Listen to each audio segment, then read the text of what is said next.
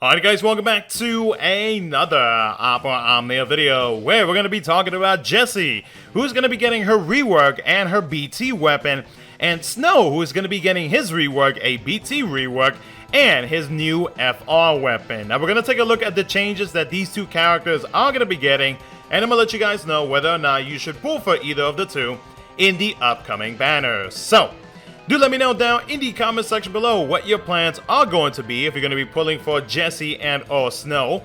Feel free to let me know. And as always, if you guys do enjoy the video, don't forget to hit that like button, subscribe for future content. And with all that being said, let's go ahead and jump right into it. A big thank you as always to all of my current YouTube members. Thank you so much for supporting what I do. If you ever thought about becoming a member of the channel, you can either click the first link in the description of this video or the join button below for details on what perks you can gain for becoming a supporter of the channel. And a big thank you ahead of time if you do decide to become one. So we'll first start off with Jessie's rework. So her skill 1 spinning back kick increases Brave by 200% of her own attack, then deals 8 HP attacks that delays the target by 3 turns. Her skill 2, Uprising, increases Party Brave by 200% of own attack, then deals an AoE split HP attack 6 times that allows for 200% stolen max Brave overflow, and recovers 50% Brave in between HP attacks based on the HP damage dealt. Her EX now increases Party Brave by 300% of own attack, then deals an AoE split HP attack 7 times that allows for 250% stolen max Brave overflow, and recovers 50% Brave in between HP attacks based on the HP damage. It also grants teammates except herself to use their EX on their next turn. Now her LD deals an AoE full HP attack 7 times that now moves own turn to just after the selected ally. Her I Never Miss buff adds a 30% Brave / HP damage up, 20% gained max Brave overflow up, and a 20% party gained max Brave overflow up. Her FR attack now deals 4 AoE split HP attacks. Now Jessie's BT effect lasts for 8 turns and grants the following. To herself, a new mounted explosive device overhead / change the HP command. Now this overhead stores value based on Brave damage dealt by the party, and the stored value is capped at 500% of max Brave cap. The party gains a 50% Brave damage up, 50% Brave damage cap up, 20% HP damage up, and a 30% HP damage cap up. Now her change HP command, when used, moves selected ally turn to after her own, then deals an AoE HP attack 3 times based on 100% of the stored value on the overhead that doesn't consume Brave, but the value gets set back to 0. It also delays targets by 2 turns and extends duration of active buffs by 1 turn. Now for Snow, his rework to his skill 1 Steel Guard now deals 6 HP attacks that recovers 30% Brave after each HP attack based on the HP damage. His skill 2, Frost Strike, now deals 8 HP attacks. His EX now deals 8 HP attacks with 50% splash or 80% to broken targets. His Hot Blooded Hero buff adds a 30% HP damage up. Now his LD gains 1 use, and now deals an AoE full HP attack 6 times. His preemptive attack, Retribution, now deals an AoE split HP attack 2 times that allows for 200% stolen max Brave overflow. The Plus version now deals an AoE full HP attack 9 times that allows for 200% stolen max Brave overflow. His BT effect adds a 30% party HP damage cap up. Now with Ruby Kante as his partner, Snow's FR deals an AoE split HP attack 4 times. While active, the party gains a 30% HP damage resist up.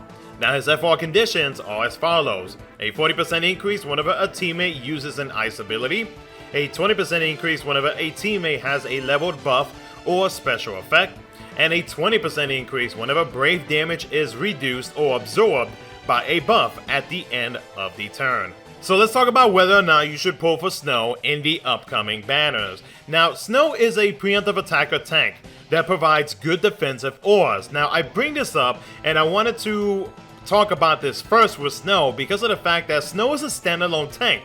He does not cover any incoming single target attacks. He is able to reduce incoming AoE attacks.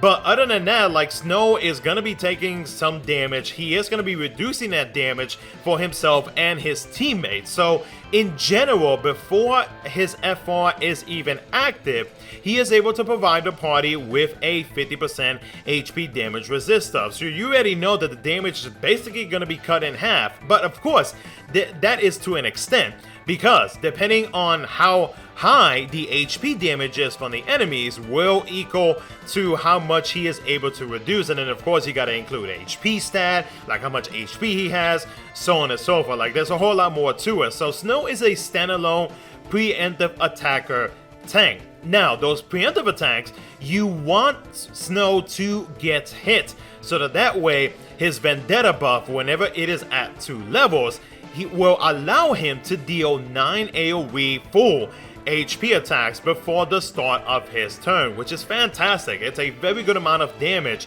so you want to make sure that he is able to get hits constantly. Well, not constantly, but at least once, so that way you have access to the strong version of his preemptive.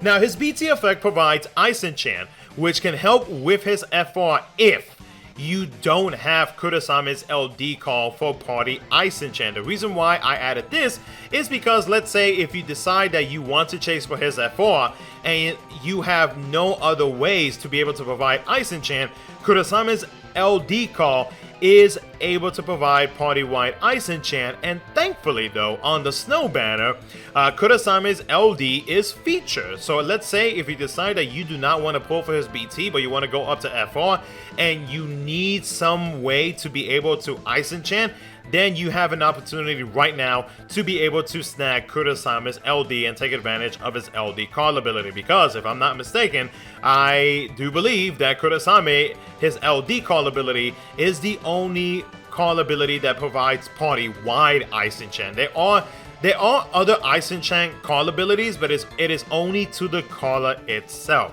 Now, his FR is good for both on/on turn increase, on/off turn increases. So, like, whenever anybody on the team is reducing any type of brave damage, then you will increase it by 20%. And luckily, with Snow, his Vendetta buff is able to reduce incoming brave damage by 60%. So you can feel comfortable, especially if you know that the enemies are going to hit you with an HP attack right after those brave hits. At least those brave hits are going to get reduced, and then afterwards you got to add in the HP damage resist up, so on and so forth. And speaking of the resist up, the HP damage resist up, his FR provides an additional 30%, so that is 80% to the party when reducing incoming HP damage. So Snow overall a solid preemptive attacker tank. He can have his uses for sure, but of course with other tank units, it really depends on what you are looking for in a tank unit. Like any newer player that is in need of a tank to be able to hold off on incoming HP attacks, then Snow would be a decent choice. At least until you get some of the more stronger options later down the line, whenever they get reran or something like that, right?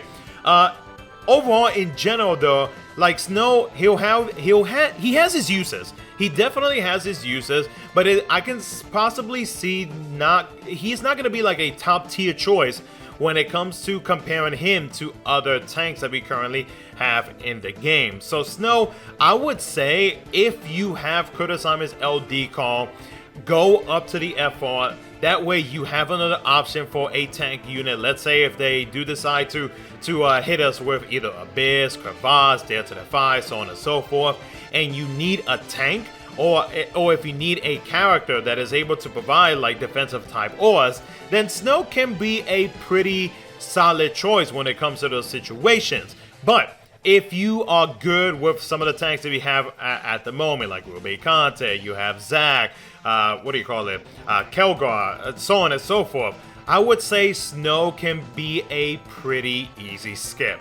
Now for Jessie, she is a delayer slash turn manipulator utility character. Like she has basically a combo plate within her kit, whether it be delaying one target or multiple targets, or dragging one of her teammates or all teammates after her own turn. Like she has a lot to her kit.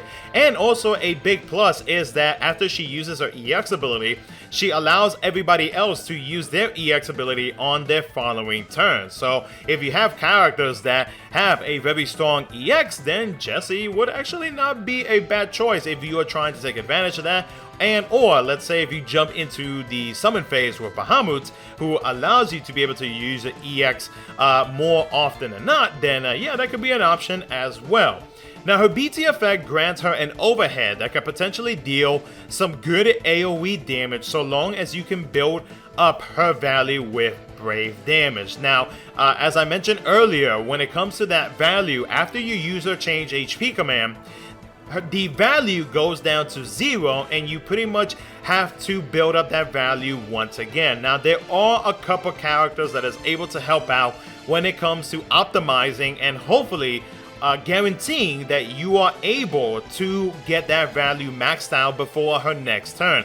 Sisney, oddly enough, because her banner should be right after Jessie, is a perfect pairing for Jessie because of the fact that her follow-up attacks deal multiple brave hits, and those brave hits, the brave damage cap is pretty high. So to be able to increase that value very quickly, Sisney is a top tier choice to pair up with Jessie if you are wanted to take advantage of her brand new change HP command. There are other follow-up characters, but you want to make sure that those specific follow-up characters are able to deal either very high amounts of brave damage or multiple brave hits.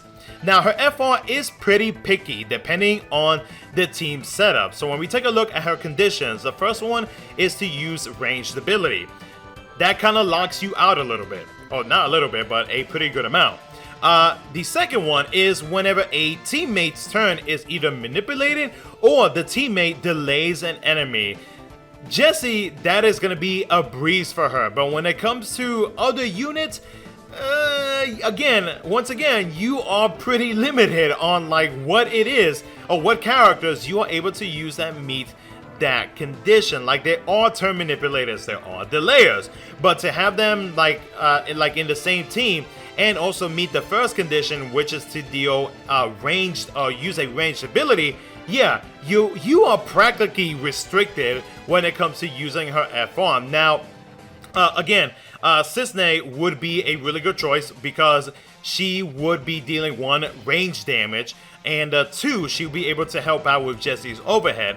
Another character that would actually work well with Jessie, Jessie's FR, if you are not too worried about her overhead, is going to be Quistis. Quistis with her BT effect allows everybody to delay, and even if the enemies do not let themselves delay, Quistis makes it so that all the enemies are forced delays. So it doesn't even matter what type of mechanic they have, Quistis will delay them. So Quistis is a pretty good option if you are considering using Jessie's FR as the main force time. And then the last one is whenever the previous turn was an ally's turn.